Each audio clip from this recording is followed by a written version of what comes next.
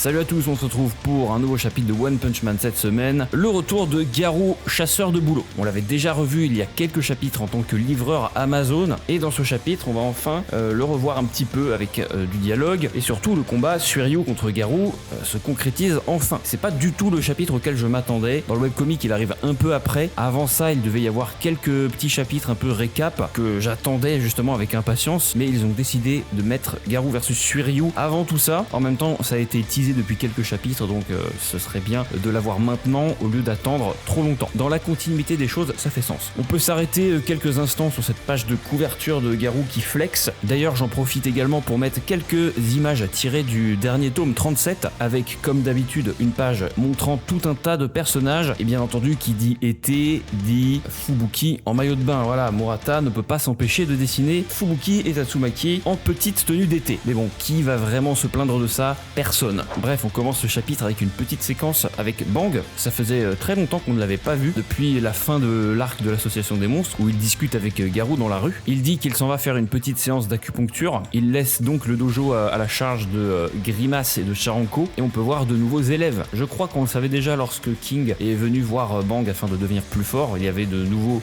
étudiants en arts martiaux, et là il y en a encore de nouveaux, donc ça veut dire que le dojo de Bang est de retour pour de bon. On coupe directement en fait sur la partie principale de ce chapitre avec Garou, le livreur Amazon. Il parle à son collègue, il lui dit: Shinya, t'étais un héros avant, non? Il lui répond: ouais, mais pas très longtemps. Je pense que tu me connaissais pas, mon nom c'était Mad Devil Yankee. J'ai plus exactement le nom en français, mais Mad Devil Yankee, c'est le gars qui s'est fait avoir par McCoy et compagnie. Je sais pas si vous vous souvenez, c'était vraiment un petit chapitre qui montrait la corruption de l'association des héros. Il y avait donc un pseudo-héros qui se faisait appeler Papillon 800. Mad Devil Yankee, donc son prénom c'est Shinya. Il a été victime des manigances de l'association des héros, et donc c'est ce héros là qui a décidé de faire lui aussi un autre petit boulot à temps partiel. Et Garou, lui, on sait qu'il est vraiment obsédé par les héros, il connaît absolument tout le monde, donc il lui dit: bah si frérot, je te connais. Et il arrive même à faire le lien avec son faux nom de héros entre guillemets, Papillon 800. Il lui demande pourquoi il a quitté l'association. À la base il voulait devenir exactement comme les héros qu'il idolâtrait, sauf qu'il s'est rendu compte à cause de cette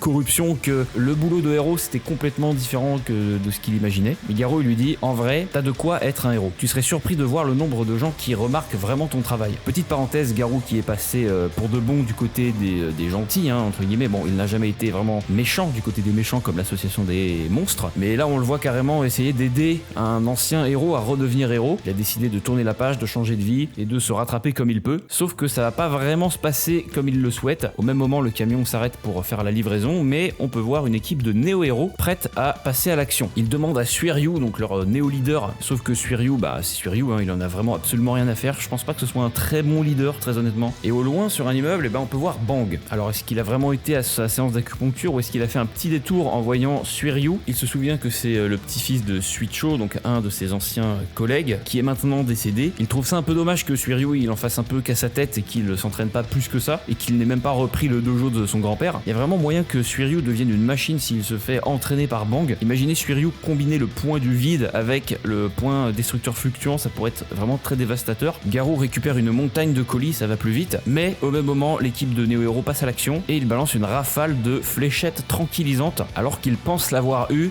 on voit Garou, en fait il a attrapé toutes les balles tranquillisantes ultra rapidement, on a à peine pu voir. Regardez-moi un peu cette aura farmer. Franchement Garou, t'étais obligé de prendre cette pause? Je pense que oui. Par contre je vous avoue, je suis un peu déçu de pas avoir eu cette case de Garou qui crache une fléchette. Pourquoi il faut qu'il y ait toujours les meilleures cases qui soient supprimées? Je trouve ça vraiment dommage. Il récupère tous ses colis qu'il avait lancés en l'air et puis il les pose délicatement au sol. Et sur cette case, Garou il a l'air vraiment énervé, on dirait presque qu'il commence à ressembler à un monstre encore une fois. Vous feriez mieux de regarder à qui vous avez affaire. Donc ouais, Garou il a l'air vraiment énervé, le pauvre il essaye de faire tout ce qu'il faut pour redevenir un gentil citoyen, mais les néo-héros décident de lui mettre des bâtons dans les roues. Petit dialogue de Bang que j'ai oublié de dire, les néo-héros ont essayé de recruter Bang lui-même et Garou, sauf que forcément ils ont refusé, et les néo-héros ont l'air de s'en prendre à tous ceux qui ne veulent pas rejoindre leur rang. Je pense que c'est l'une des raisons pour lesquelles ils s'en prennent à Garou, mais il doit y avoir quelque chose d'autre dont on ne sait pas encore. Ils lui foncent tous dessus en même temps, ils pensent pouvoir faire le poids, mais on sait très bien que ça ne fonctionnera pas, et on voit leur armure de combat s'activer, et si vous vous souvenez bien, c'est un peu comme Blue, le fils de Blast, et Blast lui-même d'ailleurs, ils ont exactement le même symbole sur leurs mains. C'est fait exprès, l'accent est volontairement mis sur cette partie de l'armure, car ça a une signification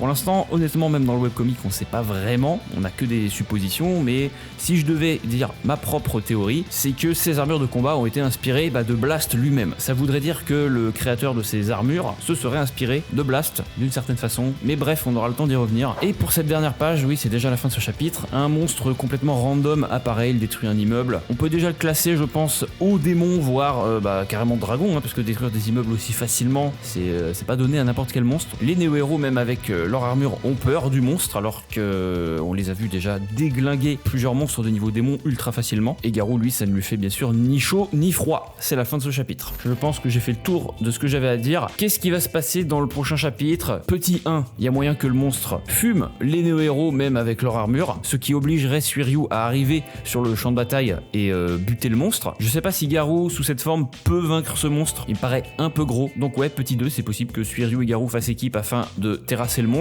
Et seulement après, on aura l'affrontement Garou versus Suiryu qu'on attend tous. Merci d'avoir regardé, on se donne rendez-vous dans la prochaine review ou la prochaine vidéo. Ciao.